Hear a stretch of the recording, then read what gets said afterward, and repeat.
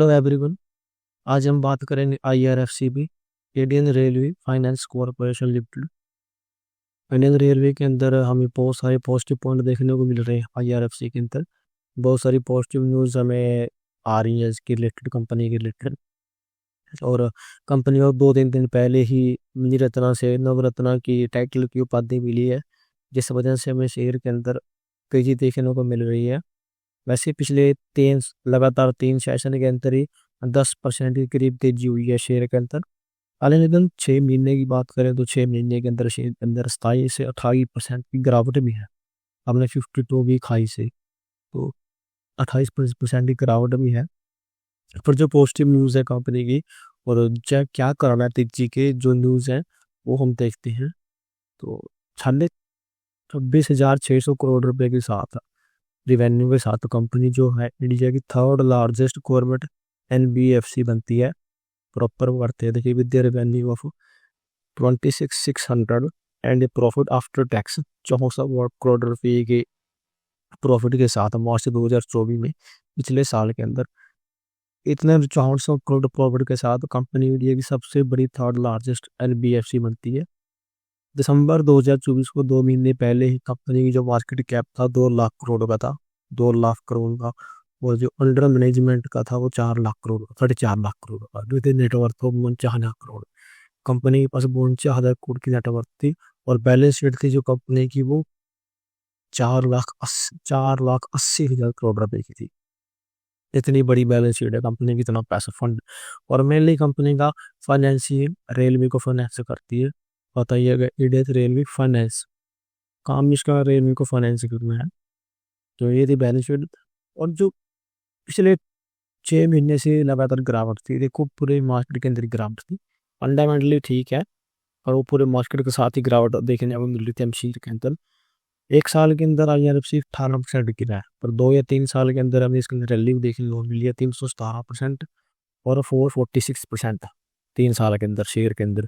क्योंकि मुझे याद है शेयर ये 25 रुपये का 2021-22 के समथिंग में असली टच किया है, 229 हाई टच किया, 10% की 10 टाइम्स मल्टीप्लाई कर दिया।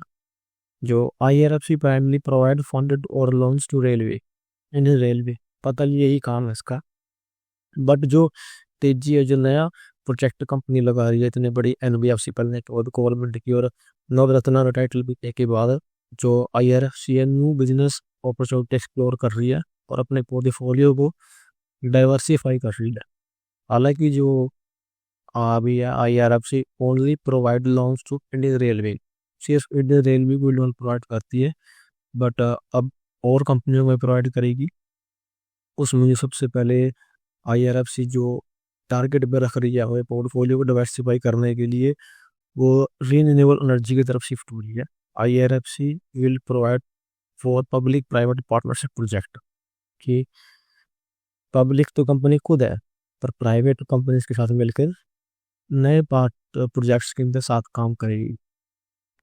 Apart from this, IRFC will also look for opportunities in renewable port metro field, whereas railways involved, IRFC will explore business opportunities। ये कंपनी के CEO का कहना था, ये वाली बात IRFC की कंपनी मेट्रो और पोर्ट के अंदर अपना पोर्टफोलियो डिवर्सिफाई करने जा रही है। जो तेजी का कारण है कंपनी की, मेन बात ये है। जो कंपनी 1986 से बनी हुई है और now expanding sector forward and backward links to railway such as power generation and transmission. अब जो कंपनी अपना बिजनेस एक्सपेंड करना चाह रही है पावर जनरेशन और ट्रांसमिशन के अंदर, आज की न्यूज़ है IRFC expanding sector strong and backward linkage to railway such as power generation, transmission, mining, fuel, coal, warehousing, telecom and hospitality। Company के पास जो कंपनी ने फंड किया है, किसको किया है, NTPC की जो 20 BOBR रेक्स है, जो 700 करोड़ रुपए की है, and recently declared the lowest bid for finance. 3191 crore का लोन दिया है कंपनी ने, किसको दिया है? NTPC की सब्सिडरी को दिया है, NTPC एनर्जी को इस प्रोजेक्ट के लिए दिया है। वो पात्र को विद्युत उत्पादन निगम लिमिटेड PUPNL, इस प्रोजेक्ट के लिए कंपनी ने बिड किया सबसे लोएस्ट। तो ये थे एनएफसी के जो शेयर था, क्या वजह थी कंपनी के तेजी के अंदर। दो मेन कारण है कंपनी की तेजी की। एक तो कंपनी का मणि रत्नापू नवरत्न होना, जिसकी 19 नवरत्न का टाइटल मिलने से कंपनी बिना किसी गवर्नमेंट अप्रूवल के बहुत सारे प्रोजेक्ट्स को इनिशिएट कर सकती है, ज़्यादा पूछ गिछ करने की लोड़ नहीं है गवर्नमेंट से। दूसरा, कंपनी का ये फंड होने की वजह से कंपनी नए नए बिजनेस के अंदर अपॉर्चुनिटीज देख रही है, अपना पोर्टफोलियो डाइवर्सिफाई कर रही है।